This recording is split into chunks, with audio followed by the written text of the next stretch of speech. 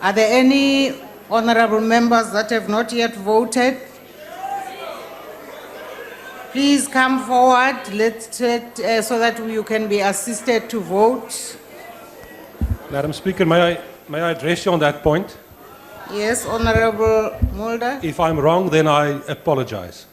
The procedure that you issued today states clearly in paragraph D6 that each member present must vote. I may be wrong, but I don't find your name on the voters' roll, and I did not see Madam Speaker vote. If I'm wrong, then I apologize. You are a member of the House, ma'am. I think you are, because the Constitution has something to say about that. Can the table staff find the relevant?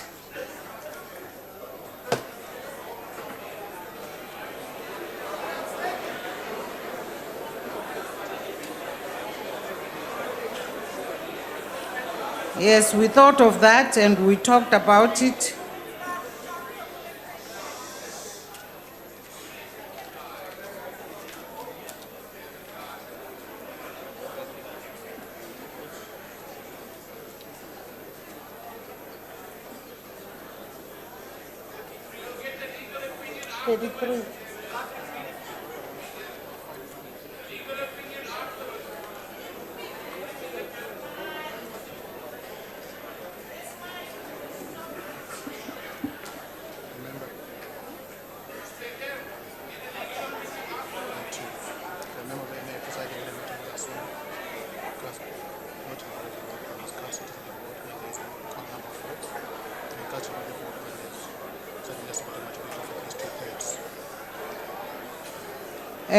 I want to ask the Secretary to read the relevant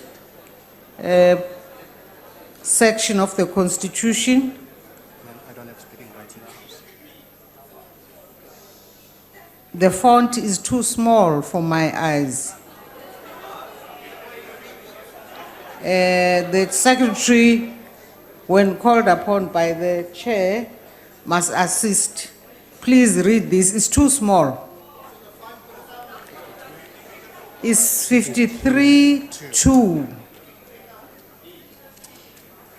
53-2B.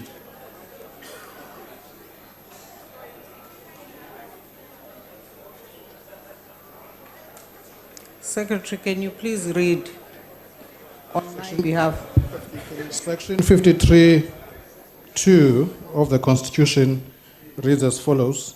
The member of the National Assembly presiding at a meeting of the Assembly has no deliberative vote, but A, must cast a deciding vote when there is an equal number of votes on each side of the question, and B, may cast a deliberative vote when a question must be decided with a supporting vote of at least 2/3 of the members of the Assembly.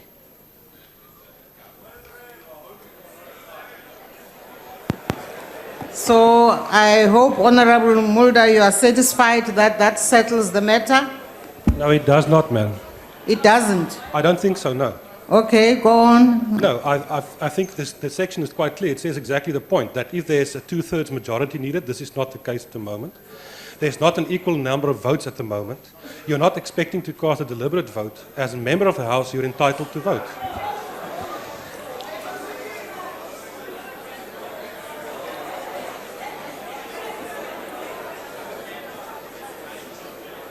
Masmuleni.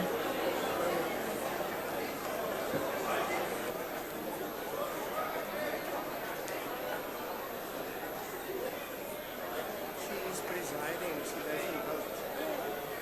Finish, set on it.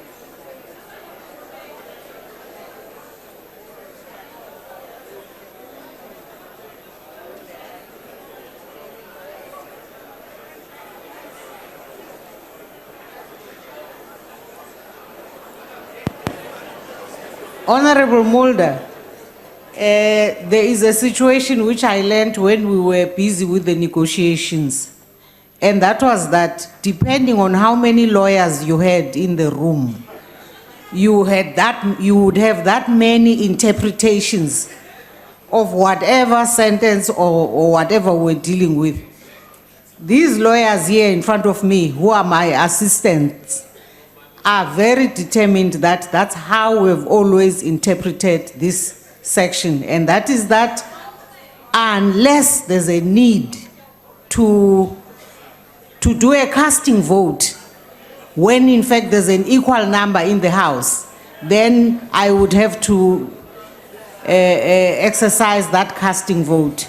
And that's how we've always interpreted it. Now, unless we ask that that matter also be dealt with along the other one, we are going to be here until midnight, knowing how many lawyers are in this hall right now. So I would like to request that we do it the way we've always done it. If you insist, it should go to that same exercise, that process that will determine the other issue.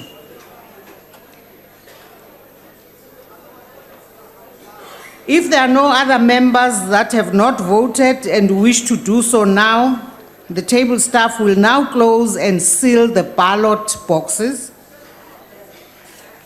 And I will suspend proceedings shortly to enable the secretary to count the votes in the chamber in my presence and the presence of the designated party representatives, that they may not use electronic equipment in the chamber to take pictures or disclose the results in any way before they are announced in the chamber.